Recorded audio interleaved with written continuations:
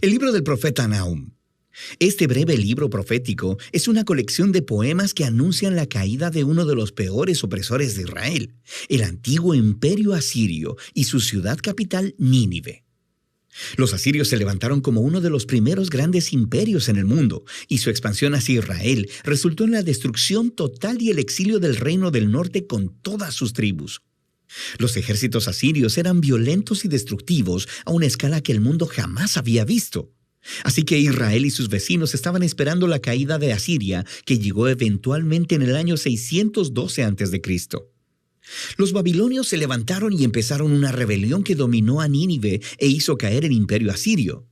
Así que el capítulo 2 ilustra la caída de Nínive con una poesía vívida y el capítulo 3 explora la caída del imperio como un todo. Pero este libro no es solo una furiosa diatriba en contra de los enemigos de Israel. El capítulo introductor nos muestra que hay mucho más sucediendo aquí. El libro inicia con un poema alfabético incompleto, el cual comenzó describiendo una poderosa aparición de la gloria de Dios. Esto es muy similar a la manera en que inició el libro anterior, Miqueas, y de cómo el siguiente libro, Habacuc, concluirá. Y es Dios, el Creador Todopoderoso, viniendo a confrontar a las naciones y a traer su justicia sobre su maldad. Y el poema empieza citando la famosa frase con la que Dios se describe a sí mismo después del incidente del becerro de oro en el libro de Éxodo, capítulo 34. El Señor es lento para la ira, Él es imponente en su fuerza, Él no dejará a nadie sin castigo. Así que el resto del poema va de un lado a otro, contrastando el destino de las naciones violentas y arrogantes con el destino del remanente fiel de Dios. Cuando Dios destruya a todos los imperios arrogantes, Él proveerá refugio para aquellos que se humillen delante de Él. Ahora, esto es lo que es realmente interesante. Pensabas que este libro solo se trataba de Asiria, pero Nahum no menciona en ningún lado a Nínive o a Asiria en el capítulo 1. Y cuando describe la caída de los malos, él usa el lenguaje de Isaías sobre la caída de Babilonia, que sucedió mucho después en la historia.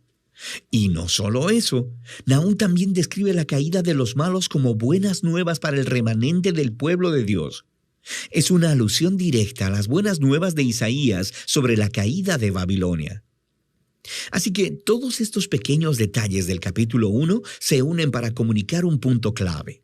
Para Nahum, la caída de Nínive se presenta como un ejemplo, como una imagen de cómo Dios está trabajando en la historia en cada época, cómo Él no permitirá que los imperios arrogantes o violentos de nuestro mundo permanezcan para siempre.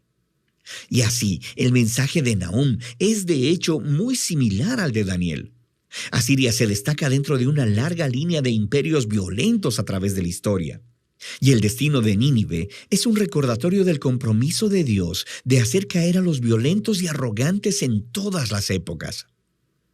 Con esta perspectiva del capítulo inicial, el libro entonces regresa a su enfoque en Asiria. Y así, el capítulo 2 describe la batalla de Nínive y el derrocamiento de la ciudad en etapas progresivas. Primero vemos la línea de combate de los soldados babilonios, y luego leemos sobre la carga de los carruajes. Luego, el caos en los muros de la ciudad conforme la ciudad es invadida. Luego, la matanza del pueblo de Nínive. Y luego, el saqueo de la ciudad. El capítulo 3 continúa describiendo los resultados de la caída de la ciudad para el imperio como un todo.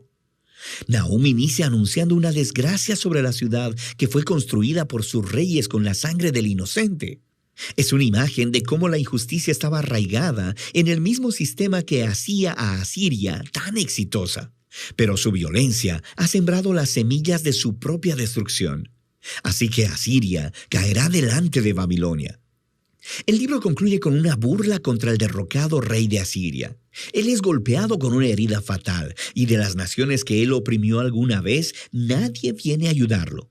Más bien, ellos cantan y celebran su destrucción, y así termina el libro. Este es un libro sombrío, pero es importante ver cómo el mensaje de Nahum trata de los trágicos y perpetuos ciclos de violencia y opresión humana en todas las épocas.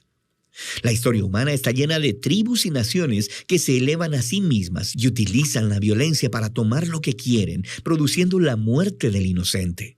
Y el libro de Nahum utiliza a Asiria y Babilonia como ejemplos para decirnos que Dios se aflige y que a Él sí le importa la muerte del inocente, y que su bondad y justicia lo llevan a orquestar la caída de las naciones opresivas.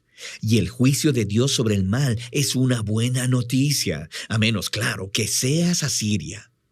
Lo que nos lleva de vuelta a la conclusión del poema inicial en el capítulo 1, el cual nos dice que el Señor es bueno y que es refugio para el día de la angustia. Él protege a los que se refugian en Él. Y así, el breve libro de Nahum invita a cada lector a humillarse delante de la justicia de Dios y a confiar que a su tiempo Él hará caer a los opresores de todas las épocas y en todo lugar. Y de eso trata el libro de Nahum.